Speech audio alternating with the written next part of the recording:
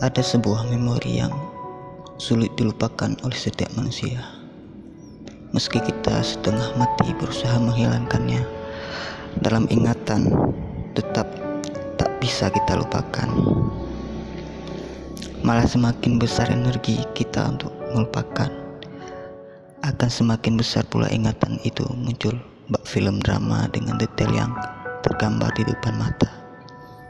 Memori itu menjadi bagian tak terpisahkan dari cerita hidup kita, mewarnai dan menghantui hidup kita. Bahkan sesekali memori itu mampu masuk ke mimpi-mimpi kita, membuat kita terbangun dari tidur dan mata yang berair. Memori itu bernama kehilangan. Kehilangan membuat hati serasa tertusuk, membuat dada terasa sesak mengimpit, menyisakan perih yang berlarut-larut. Siapa yang pernah mengalami kehilangan?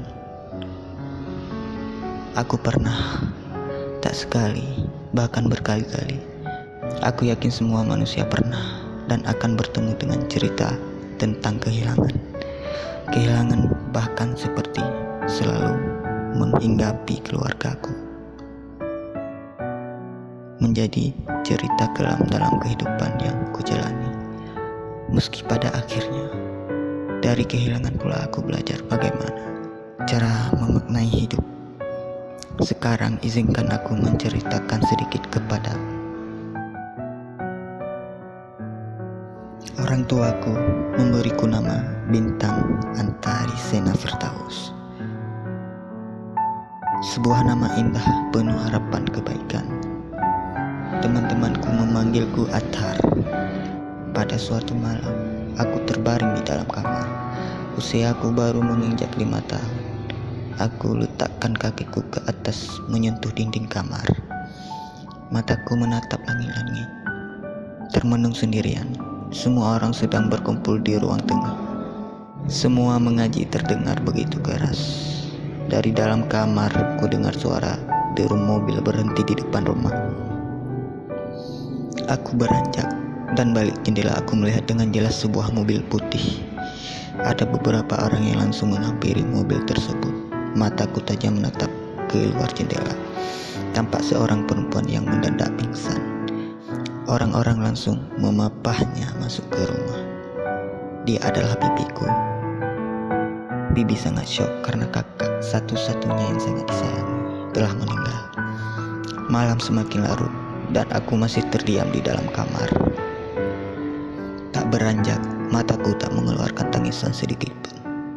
Aku masih belum mengerti. Malam itu aku juga tak melihat mama. Aku tak tahu mama ada di mana. Mama tak menghampiriku. Mungkin beliau sedang menangis atau mungkin sedang menidurkan Tiara, adikku yang berusia 1 tahun. Aku beranjak menuju pintu, melihat orang-orang lalu lalang. Tak ada seorang pun yang memperhatikanku. Keesokan harinya, aku melihat jenazah bapak sudah berada dalam keranda.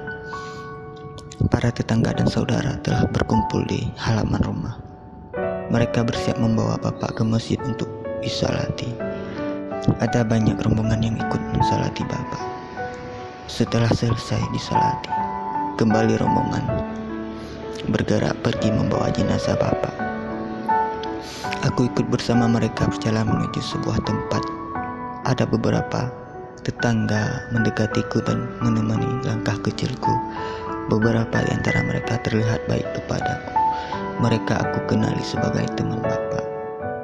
Dan di antara mereka ada yang memegang tanganku, memegang kepalaku, menuntunku dan berkata, "Kasihan sekali, anak sekecil ini sudah menjadi yatim." Kakiku terus melangkah mengikuti orang-orang yang berjalan, menerobos jalan kecil yang dipenuhi perpohonan, hingga akhirnya orang-orang berhenti pada suatu tempat. Di depannya ada tanah seukuran 2 kali 1 meter yang sudah digali. Dengan perlahan dan hati-hati, jenazah bapak dikeluarkan dari keranda. Semuanya aku lihat dengan jelas. Saat azan dan doa berkumandang, tubuh bapak menghilang di timbun tanah, terkubur di peristirahatan yang terakhir. Sekelilingku penuh dengan suara tangisan, dan aku hanya membisu terdiam tanpa suara. Ada bisikan kecil pelan terucap dalam hatiku. Bapak telah pergi.